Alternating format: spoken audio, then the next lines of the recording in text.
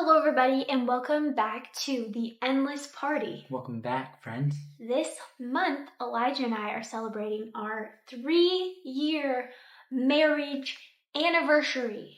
Yes. Anniversary. Adversary. No, anniversary. Anniversary. And I'm just tongue-tied today. In celebration of our 3 years, we thought we would do a podcast all about marriage, and romance. All our 50 years worth of experience. All of our 50 years worth of experience. To share with you. In a nutshell, in this 30-minute nutshell. Yeah. Okay. Pretty good. So, I thought I would start with one of my favorite stories about Elijah from this year. And it actually... Oh, this year? It happened this year. Oh. And it actually speaks to one of the principles that I believe is so important in a marriage and something that I think... I just think it's really good. Okay, so let's flash back. I'm going to get emotional again. Man, okay. Let's flash back to Christmas. So this year... Christmas. We brought our babies home on the 15th of December. And we've explained this before in other podcasts, but the first 10 days with our babies were rough. Like, Elijah and I can probably both feel like it was like, that was the hardest 10 days of my life. One of the sets. It was pretty rough. It was really, really hard. Mainly because of no sleep. We had no sleep. We really got no sleep. And because of that, by day 10, we were at our wit's end and it ended up being Christmas. Bad. So anyways, so Christmas Eve rolls around and, you know, in the midst of the NICU and having the babies and healing from a C-section, we kind of just did our Christmas shopping last minute. Mm-hmm. And this year we decided to have a more meager Christmas just because, you know, that's just kind of what we decided just because of like, we were a little bit late and also we were taking a trip and also we had the babies. And so we decided to have a more meager Christmas. Anyways, so Christmas Eve rolls around and I am so tired that I just feel like I'm gonna like pass out. Like I feel super tired and we actually ended up being at his parents' house to get some help. So his parents would watch our babies from about 6 to 11 p.m. so that we could get about 5 hours of sleep and then we could work with our babies the rest of the time. Anyways, this is all the setup. So it's Christmas Eve and I'm passed out and I'm so excited to go to bed. And I start getting ready for bed and I'm like, Elijah, like, are you coming? And he's like, no, I have to finish your Christmas. And I was like, what? I'm like, no, come to bed. Like, sleep was so precious to us at this moment. Like, I can't describe how much we needed it. And he chose to give up sleep to set up my Christmas. And not only that, he was cutting out these little tiny papers to put in a box so that my Christmas present looked pretty. Wasn't even that, like, and just because he wanted to make sure that I had a great Christmas and that it was meaningful and that I knew he was super intentional about what he was giving me. And it mattered so much to me and it's something I'm always going to remember. And the principle behind this story is that I think marriage is all about intentions. It's being intentional.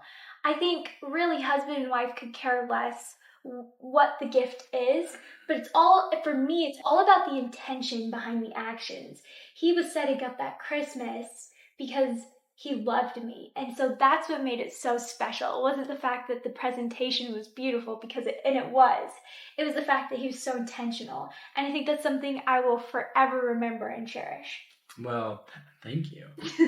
That's actually, so in preparation for this podcast, a lot of times that we usually work on it together, but this podcast, we actually made notes separately. Mm-hmm. And ironically enough, I actually talk about giving gifts too. And it's actually pretty cool because Sir Lancelot said, the gift without the giver is bare. And I think that's what the whole premise behind that story was. It's like, the gift itself, quite frankly, wasn't all that great. It wasn't expensive. It wasn't flashy or luxurious. There were very simple things, right? And then there's another quote from a poem that reads, "Rings and jewels are not gifts, but apologies for gifts. The only true gift is a portion of oneself." And I think that's what was so cool about this Christmas is it wasn't anything incredible behind the gifts, because as Meg said, we really focused on our babies because they came home right before Christmas, and there was just a lot of things that we were going through. Trying to survive. Yeah. Make it to the next day. And so our gifts were very meager, but it was the most memorable and most incredible Christmas that I've experienced, because we really did do all that we could in order to make each other a nice Christmas, considering the circumstances, which was awesome. But I guess that's what kind of leeways into one of the things that we recommend, especially over the 3 years that we've been married. Give an occasional gift, even if it's just a small note or something. And it doesn't even have to be something expensive or something crazy. It can be something as simple as potato chips that they like, or a Powerade, or a small note on a sticky pad.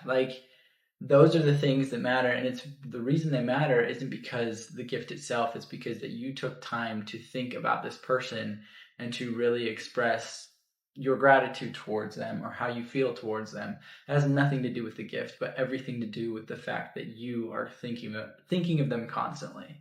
Yes, I think bouncing off of that, we've seen relationships where spouses give each other incredible gifts. Amazing. We're talking cars, a brand new car, diamonds, jewelry. And it's interesting because as soon as they get the gift, all you hear is they got me a diamond, but whatever. There's no gratitude behind it. No. And I think the reason is because the gift feels cold. Yeah. Because it doesn't feel intentional. Because what happened is it's here, let me make up for the entire year in this one gift. Right. It's here, I'll just give you this car, but then, I won't do anything else until I get you your next big item. But I think what's interesting is what the human heart loves is it loves that those constant small reminders. Yeah. That bag of potato chips or that sticky note once a week, hey, once every 2 weeks. Yes, that's what matters. Yeah, I would agree. And here's what's crazy is I would take that over buying a car. Yes, I would too. Because that relationship is so vital. It's so much more important than having luxurious items. I mean, it goes back to, we just watched this movie. It's actually my favorite movie. It's called The Knight's Tale. It's a good movie. Great film for a lot of reasons. But one of the things that I think she's a duchess. She says the poor can marry for love, but the wealthy can't. And I think that's interesting because at the end of the day, I would much rather be poor and marry the person that I love, that's going to take care of me, that's going to be there for me, than be wealthy with a person that'll buy me nice things but is absent. Because I think it's so much more meaningful to actually be with somebody that you enjoy. And this actually goes back to one of the podcasts we did fairly recently, the parenting party, and I just expressed that there's nothing greater in this life than marrying the right person and starting a family with them. And that couldn't be more correct. I agree. Yeah. Okay, the next thing I want to talk about, I actually want to read this quote. Elijah found it. I just remembered it. So it's from a book called Golden Nuggets of Thought, I believe. And I think there's 4 volumes. And I think this quote, it kind of signifies one of the biggest rules that we have in our relationship. Mm-hmm. And we've talked about this on so many podcasts, but I always think it's good to bring it up because reiterate it. We think it's so crucial to any one of the marriage. Things, and here's why. So the scriptures tell us to remember.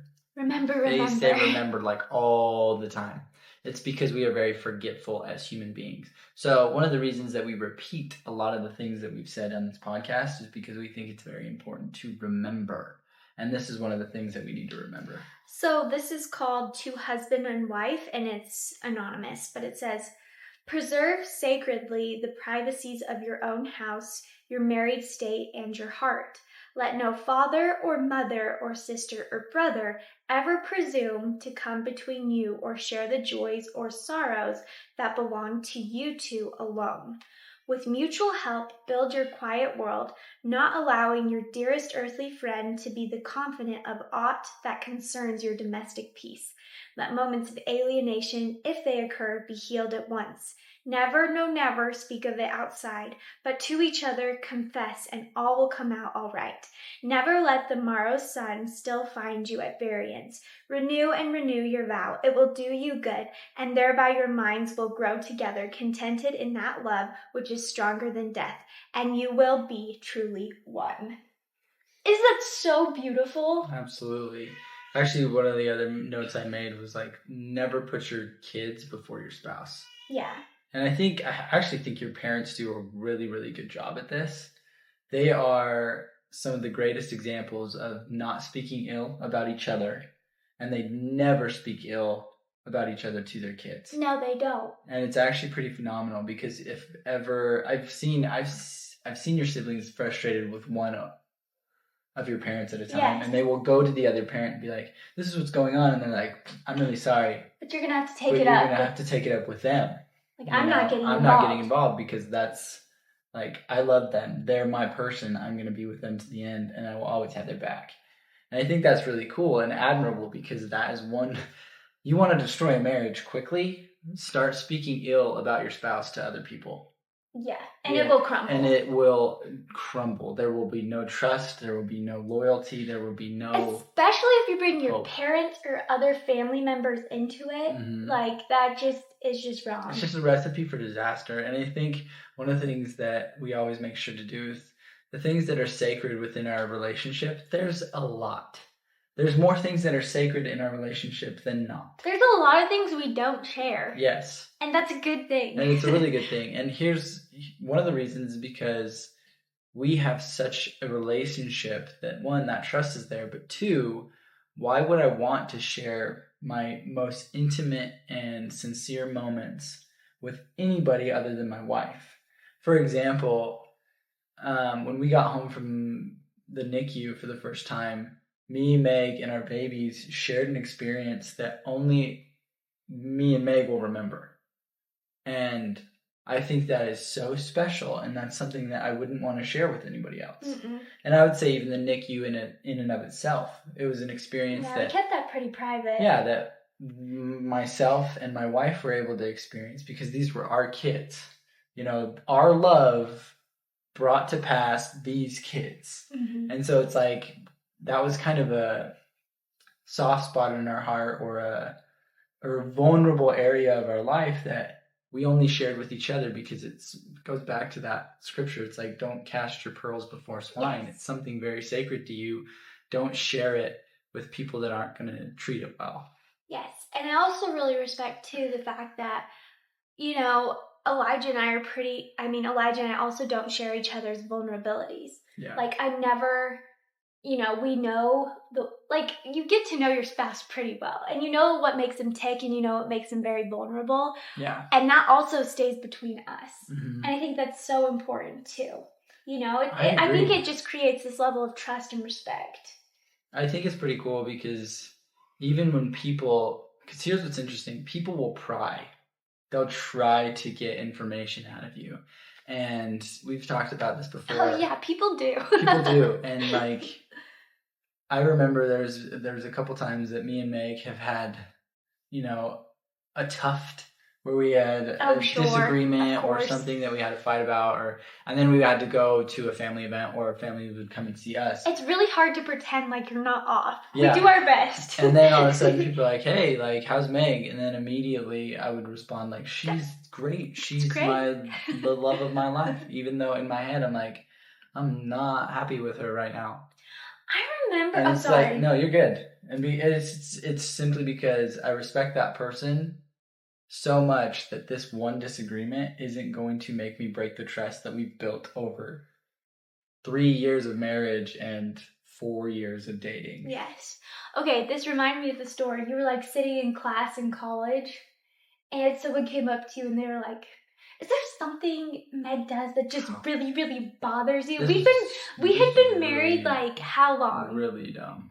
Like a month or two. No, a couple months. So we had been married for like 4 months by then. Anyways, And yeah, someone came up to me. This is somebody I've known for a little while. And not even we that weren't well. even really good friends. We were more like associates. And she came up to me and said, she was like, is there just something that like Meg does that you just drives you crazy? And I was like, no. And I'm sure there probably was at the time. Sure. We were 4 months married.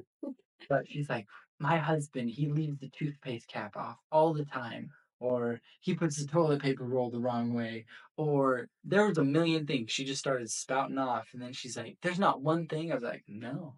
I was like, she's great. I think my favorite part of the story is you just like got up and moved seats. Oh, yeah. He just left. She didn't buy into it, and I respected it. So, if somebody tries to pry into your personal affairs, just say, get leave them out. out of it, or just change seats. There you go. Just leave. It works every time. Okay, the next story I wanted to tell is one all about trust. Trust. And I think what was so again, big thing that happened this year was the birth of our babies. And like I had never lost my health before. Right. And we went into the hospital and they go, hey, your blood pressure is really high. You're really sick. Like, you're not healthy. This was not good. And they're like, you're going to deliver your babies today. And I remember I went in and I was like happy. And then I felt very, like, it was very scary for me because I knew our babies were early and that like really, really scared me. And I'd never given birth and there was like the potential for a C-section. I was delivering in the operating room. Mm-hmm. And so I was really, really scared. But I think the thing that helped me the most in the situation, like my parents were there and that was great. And Elijah's parents came and that was great. And we had a great doctor and great nurses and everything. But like the person that I needed the most by my bedside was my husband, Elijah. And I think in having him there, that like dissuaded so much of my fear. You know, he probably held my hand for like 12 hours straight. And it was amazing because just like him holding my hand and just being there, I just knew everything was going to be okay. You know, it was going to happen. And I think something that's pretty cool too is like my C section's very, very blurry. But now one of the details that I will remember is I know I was holding your hand the whole time. Like I can remember it. And I think that's really special to me too. Because I don't know, there's just something so, I don't know. It was like we were kind of like it was just such a big transition that day because we were coming into new territory as parents and there was a lot changing, but somehow it was all okay because you were there. I don't know if that makes sense. No, absolutely. There's actually a study. John Gottman expresses this in one of his books, and he talks about how they took a group of women who were single, who were married, and who were married happily. And what happened was they would administer a shock to these women. And for the women that were single, they would have a random stranger come in and hold their hand. And the fear response in their brain would go off. And then as soon as the shock was administered, they were obviously scared, right? Mm-hmm. And when a stranger came in, there was no effect. It didn't like diminish this fear response in their brain. In the unhappy marriages, it was as if a stranger was holding their hand. When their husband came in, they hold their hand, the fear response in their brain still just went off like it would normally. Now, in the happy marriages, when the husband came in and held the wife's hand, the fear response was completely gone, meaning that their wives were absolutely at peace and had no fear, knowing that their husband that they trusted was there holding their hand. And so I find that actually fascinating because I think it's 50% of all marriages end in divorce. I think that's slightly lower now because people are just living together instead of getting married. Just cohabitate. But then of those 50%, 80% are unhappy. Meaning the 50% of marriages that succeed, 20% of those are actually happily married, which is really sad. And what's astounding is there's just small and simple things that you can do in order to like bring happiness into the marriage. And thank heavens I was wise enough to just listen to, the scriptures or advice that I've received from countless books on marriages and relationships. And of those, I was able to implement what they've taught. And because of that, I actually have that trust with my wife and vice versa. Like with her by my side, I feel like I can do anything. And it's pretty astounding because I think it's Napoleon Hill's book that talks about behind every great and phenomenal man, there's a great and phenomenal woman doing the behind the scenes work. And that's what's actually pretty fascinating is behind this podcast, Meg was actually the one that kind of pushed us to get it started. I am more of a tech guy, so I just do a lot of this stuff. I don't know why I'm pretty good at technology. Never done anything with technology. I was more of an athlete than anything. But I have no problem doing it because I have a supportive wife behind me at all times. And I find that so reassuring no matter if I have a job or if I don't have a job, I have a wife that's like, hey, I believe in you. I trust in you. You're going to make it happen. You're going to make it through. Like, because of our two little babies now, have absolute faith in you. And if they have faith in me, I don't even care. Like I don't need anybody else's affirmations or anything because I know the three people in the world that I care about most believe in me. Yes, I actually was going to talk about this principle too. I think another thing to boost your marriage is I think one of the biggest things you can do for your spouse is you never stop encouraging and believing in their dreams. Yeah. And it's interesting because once you're married, their dreams, because you become one, their dreams, they start to become yours. Yeah. And it's beautiful because as soon as, I see some of Elijah's dreams coming into fruition, it's as if mine are. I'm so excited. I'm almost even more excited. Yes. For your dreams to come true than my own. And what's crazy too is like, of course I believe in myself, but I believe in you more. If anyone's gonna make it, it'll be you. Well, that's nice. That's how I feel. This actually is pretty cool too. The other thing that I would add is one of the things that we've implemented in our marriage is that we pray together every single night. So we do that as a family, but we also do that as a couple. And there's actually a statistic that we've read that, as I said, 50% of all marriages end in divorce. Now, that actually can be diminished to 3%, meaning you have a 3% chance of divorce if you pray every single night with your spouse. Meaning, if you pray every single night with your spouse, you have a 97% chance of a successful marriage. Which blows my mind. It's insane. It's incredible. And I think why? Because God doesn't fail. And he's not going to allow you guys to fail. He's not going to allow your marriage or your relationship to fail, so long as you include him. So if there's one person that you're going to include in your marriage, always include God. Always include God. So, yeah.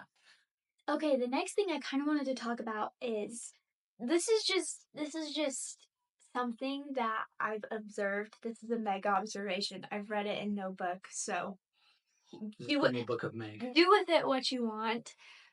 There's a huge reason to get married, and I think it's the cure of loneliness. And I think this is just my observation. I think people do the stupidest stuff when they're lonely. Like if you I know because I was one of those. Yeah, but if you look back on actions, even in your own life, it's like, well, why did you do that? What was the underlying cause of this choice? Normally, it's because you're lonely. Yeah, it's loneliness. It's loneliness, and we've seen it in a lot of people, young single people around us, who, maybe they'll do this or they'll do that, and we're like, well, why are they doing this? Why are they pursuing this? Why are they making this decision? And it comes back to that, they're lonely. They're super lonely. And I think what's been amazing is for the first time in my life, for 3 years, I've never been lonely. I'm lonely when you're gone. Yeah, for an hour. But yeah. If that, because you're still with them. Yeah, but no, I'm still lonely, I don't know, but I think marriage can cure that, and it keeps you pretty safe, and it can keep you from keeps you grounded. It stops you from making a lot of dumb decisions. Really dumb decisions. And why is this loneliness cured? It's because you have a best friend. And I think that's the next thing I want to talk about. Elijah is my best friend. And I think that's something beautiful that we actually affirm to ourselves each other every day. I think once a day we tell each other, hey, you're my best friend. And in doing that, our relationship is more of a friendship. It's super fun. Because we treat each other like we would our best friend. We're excited to see each other. We tell our best things. We laugh. We joke. We hang out, and I think that's super important. Oh, I agree, and it's pretty cool too. The other thing I was gonna add is quality time. Like, you need to make sure that you're spending time together, and that can be thrown to the wayside pretty quick, especially when you're starting businesses. You have twin girls. Yes. That can be quickly neglected if you're not careful. But what's pretty cool is I don't think there's been a single day that you and I haven't spent quality time together, because we'll actually end up sacrificing sleep if we have not communicated and spent that time together. Yes. We end up usually doing our pillow talk for probably like 2 to 3 hours. If we haven't caught up during the day. Yeah, and then all of a sudden it's like we go to bed at like 9:30, and then we look at the clock, it's like 12:30. Like, oh frick, we need to go to bed. Oh no. And so that's why we have to just catch up throughout the day. So luckily we finally got to the point with our girls that we now put them down to bed about 7:30, and they'll sleep for a long time. And so we'll go play catch. We'll, sit down and just talk with each other. And I guess I would add that as well. If you sit down to talk to your spouse, turn the TV off, put your phone away. In a different room. Yes. Don't pick up your phone. Talk to your spouse and really, really listen. I think there's a quote that reads, "Communicating is sharing, but caring is listening." But no, communicating is sharing, but listening is caring. And so really just listen to your spouse, see what they actually have to say, because it's gonna pay dividends in the end. You're gonna have a happy marriage, one that you still are best friends after 3 years of marriage, or hopefully much, much longer. Because we're going on our 50-year anniversary. It's our 50th. Yeah. One of the things that Elijah and I do, so we have traveled a lot. We've taken a lot of road trips together, just from visiting my family, visiting his family. We've taken a lot of driving. And people are always like, so, what do you do to pass the time?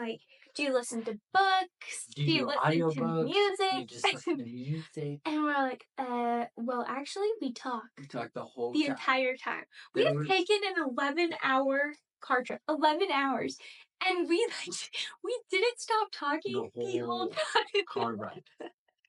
Sure, maybe we'll have momentary, lapses of silence, but that's all they were, momentary. Yeah, they don't last. People are like, you talk the whole time. It's actually crazy. We're people we talk to that are our age or that have been married around the same time as us, they're like, wait, you talk to each other the whole 10-hour drive? We're like, yeah. Yeah. That's normal.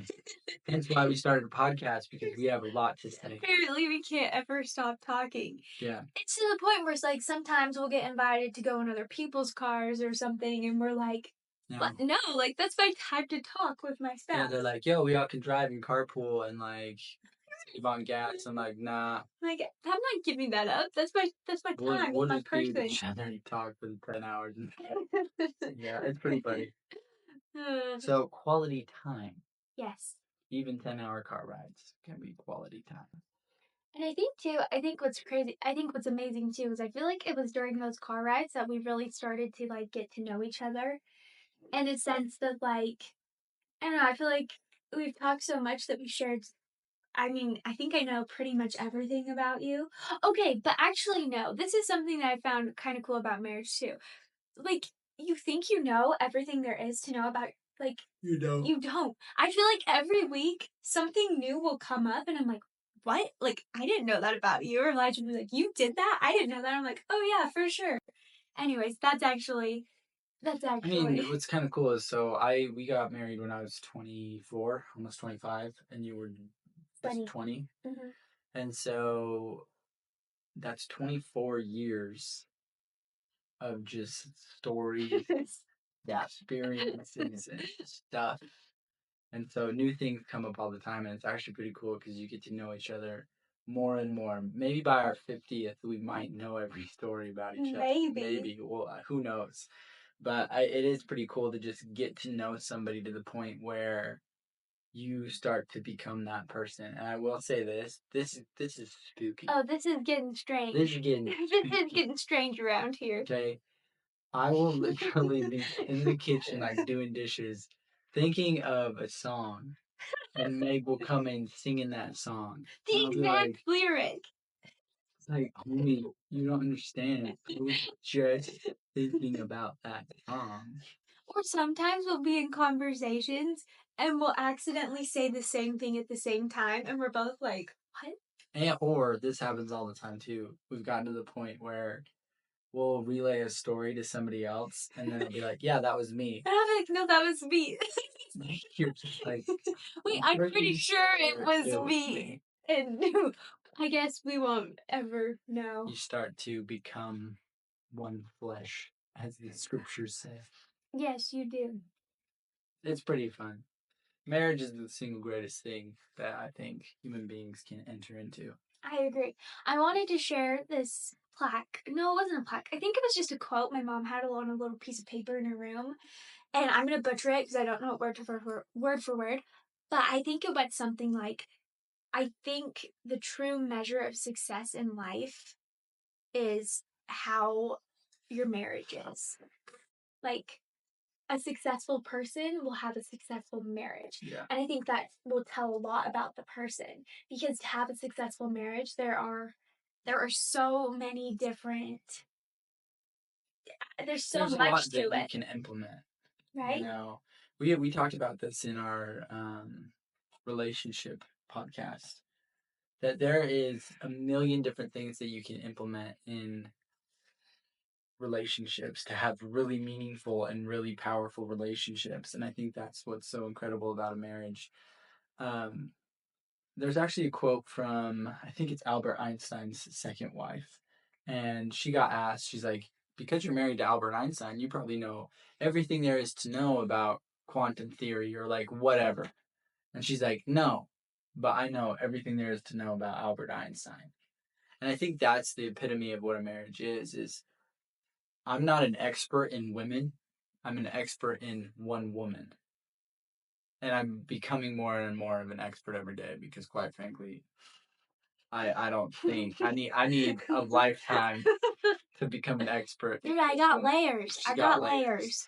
But I think that's what's cool about a marriage is that you don't become an expert in dating or in women or in men. You become an expert in your spouse. It's like what are the things, for example, there's a book called Five Love Languages, right? And I think there's gift giving, acts of service, physical touch, words of affirmation. Service. And no, I said service. Anyway, there's five of them. And of those five, I think everybody enjoys actually all five of the love languages, but you learn what your spouse's greatest love language is. It's quality time. Quality time. That's the fifth one. And you'll find really quick the things that actually make your spouse tick and things that don't. Yes. And I think that's what's pretty cool is like you can figure it out because you are now married to them. Yes. And you should figure it out. If you don't, you don't have a trash bag. Just saying. It is funny because it's not funny. We don't ever do this, but a spouse has the power to make you feel the most loved or this small, they also know how to tick you off very, very easy. Yeah. So here's what's crazy is like when you enter into a marriage, you give fully of yourself. At least you should if it's a good marriage.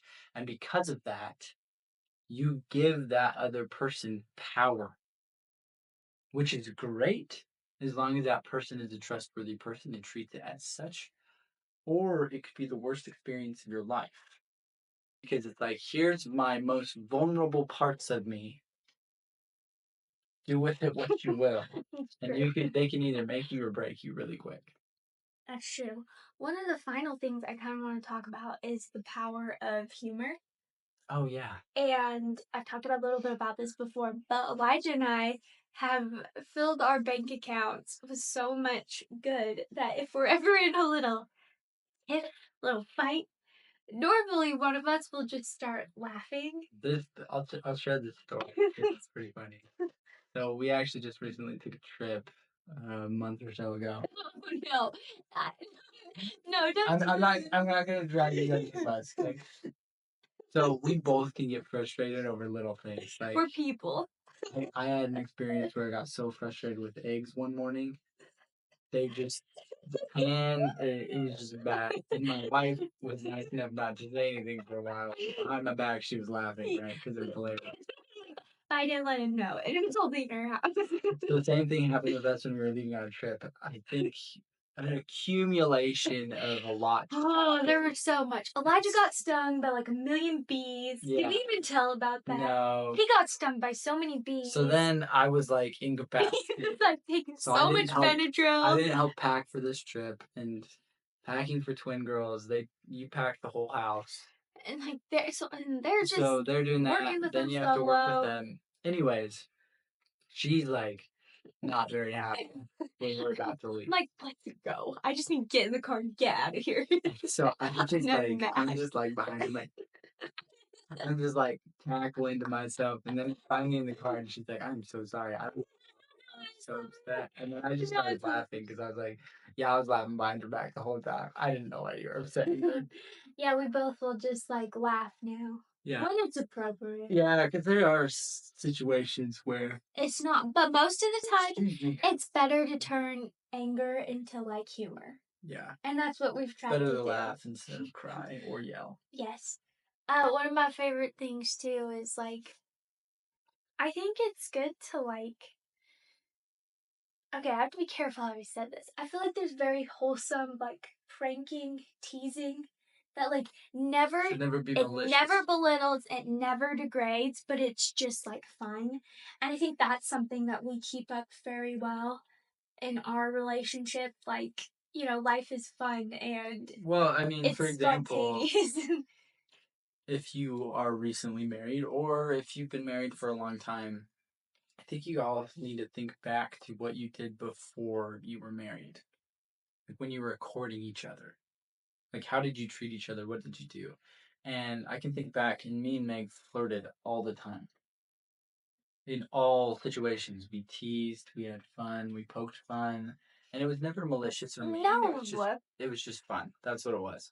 And I think that's actually very beneficial in a marriage is that you keep the teasing, the flirting, the fun, the courting alive from the very first day that you're married to the day that you guys die.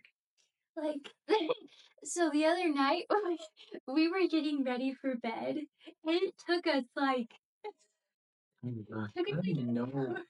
So we changed our routine slightly, and because of that, we've been like amped out of our mind. And what happened was we went to bed. It took us like an hour to get ready. We were just like messing around, and we were laughing so hard. It was so it took us like a whole hour, and it was so funny. So keep the teasing, the flirting alive. It makes for a very spontaneous and fun life.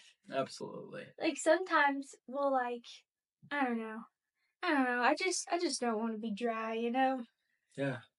And I think if you look back onto like, there's so many reels about like husbands always going after their wives and like, you know, in the sense that they'll like almost grope them or like touch them or like, you know, smack their bum or like whatever.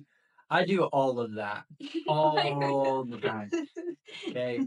And keep this PG. This is a PG podcast. That's right. That's what I mean by like keeping the teasing and flirting alive. Now, don't push it too far that your wife doesn't enjoy it. No, don't do that. It makes me very mad. Yeah. So keep that alive. Yes. Is there any last things you want to add? I don't think I have anything else. I don't think so. I wanted to leave with something beautiful, and I think this is it. Happy anniversary to us. Happy anniversary. No, I'm just kidding. What I love you. Get married. 10 out of 10 recommend. Absolutely. Okay. Thanks, everybody. Until next time. Until next time. Peace out.